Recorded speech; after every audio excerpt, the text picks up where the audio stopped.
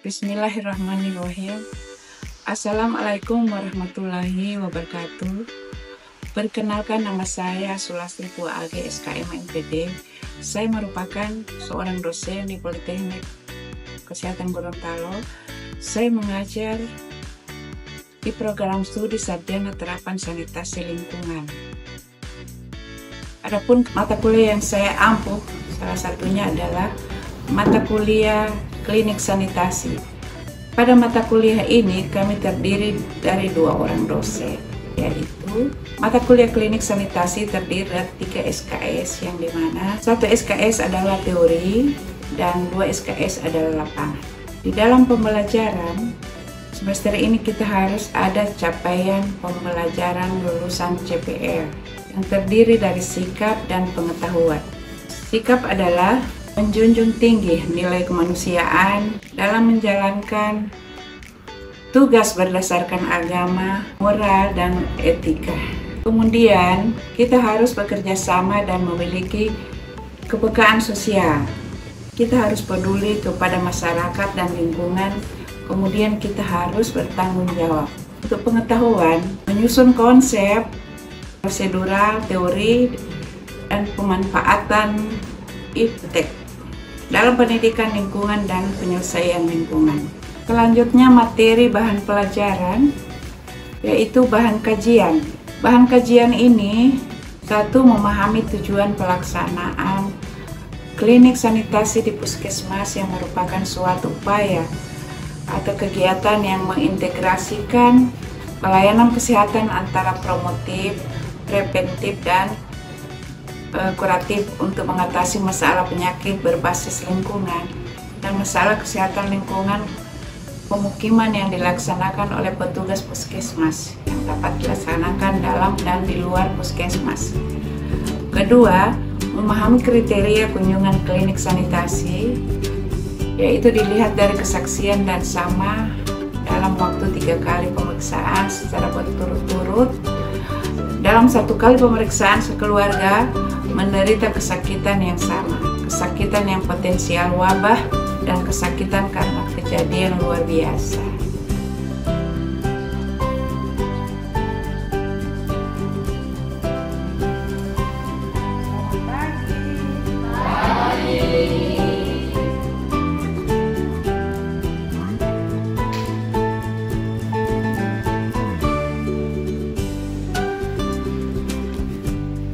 Assalamualaikum warahmatullahi wabarakatuh.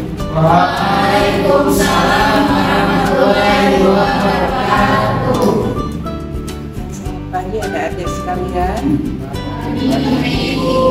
Sekarang kita akan membahas mata kuliah klinik sanitasi ya.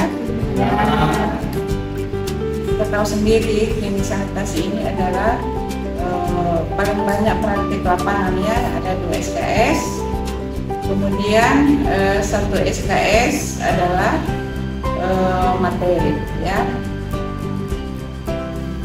Untuk praktik lapangan ini biasanya kita harus 2 minggu ya, untuk dalam hal pembelajaran.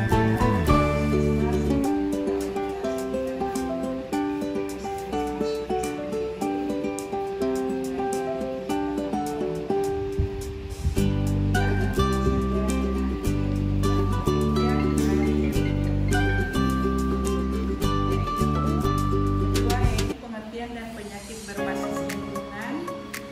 Ketiga, rantai penularan DBD. Keempat, apa saja gejala DBD.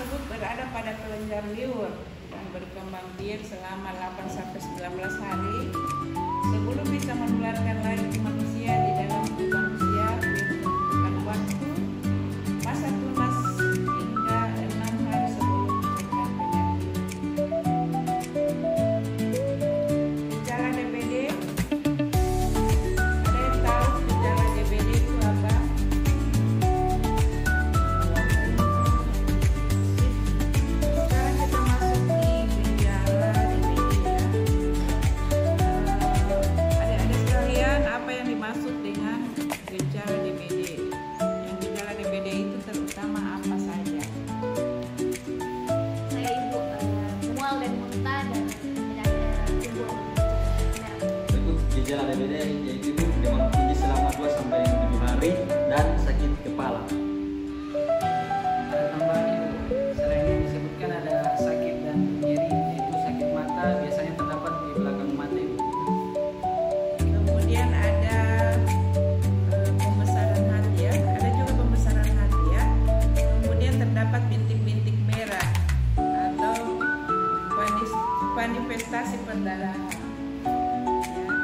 Dari tulang, trombositopenia, ya.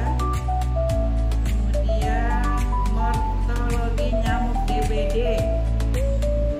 Nyamuk Aedes aegypti merupakan salah satu nyamuk yang memiliki ukuran lebih kecil dari ukuran nyamuk rumah atau bulex. Nyamuk Aedes aegypti memiliki ciri-ciri yang meliputi bintik-bintik putih pada bagian badan, kemudian mempunyai warna utama yang hitam, ya, trombosit nyamuk Aedes aegypti bersisik hitam dan memiliki palpi yang pendek dengan ujung hitam berbisik putih, perak, serta mempunyai sayap berukuran 2,5 sampai 3 ya, 2,5 sampai 3 mm dan bersisik hitam. Variabel penyakit berbasis lingkungan. Ya. Variabel penyakit berbasis lingkungan yaitu variabel orang bisa berperan sebagai upaya mencari tahu kriteria populasi yang beresiko di suatu wilayah. Variabel bagian orang yang pendidikan, mata pencarian, jenis kelamin dan lain-lain. Wilayah dan suatu penyakit sehingga bisa diberlakukan perencanaan oleh pelayanan kesehatan serta bisa mengetahui faktor yang menyebabkan penyakit. Variabel bagian tempat yaitu kelurahan, kecamatan, kota, provinsi maupun negara. Ini ada waktu. Epidemiologi deskriptif bagian dari dilihat untuk mengetahui panjang waktu terjadinya suatu kejadian dan perubahan secara siklus. Terjadi perubahan antiseptikan seperti hari, musiman, dan bulanan. Tahunan juga ada. Indonesia mempunyai 2 musim, kemarau dan penghujan.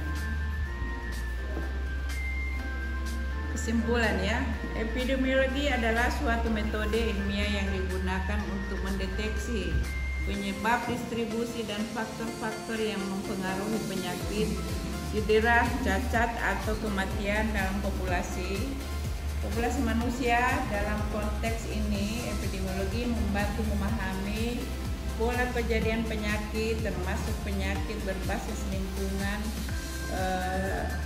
seperti demam berdarah, dengue ya, DBD.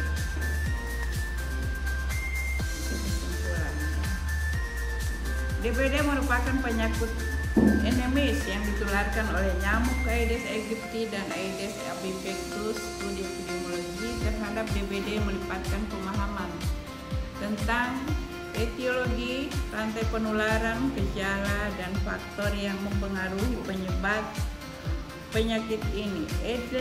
Epidemiologi juga mencakup variabel seperti orang, tempat, dan waktu untuk memahami karakteristik populasi yang beresiko dan pola distribusi penyakit.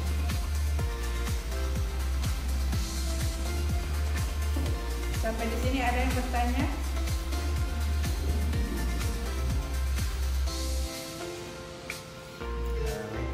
Izin menjawab, kalau untuk jam kerjanya untuk nyamuk DBD itu dari jam 8 hingga jam 12 siang. Terima kasih. DBD adalah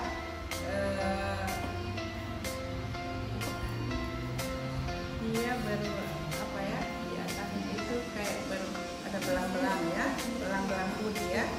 Biasanya dia punya belang-belang putih. Nah, itu namanya nyamuk DBD.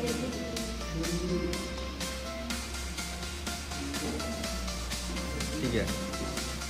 Sekarang kita akan mengakhiri pertemuan pada pagi ini untuk mata kuliah klinik sanitasi. Harapan Ibu kalian bisa memahami tentang mata kuliah ini, terutama mata kuliah klinik sanitasi.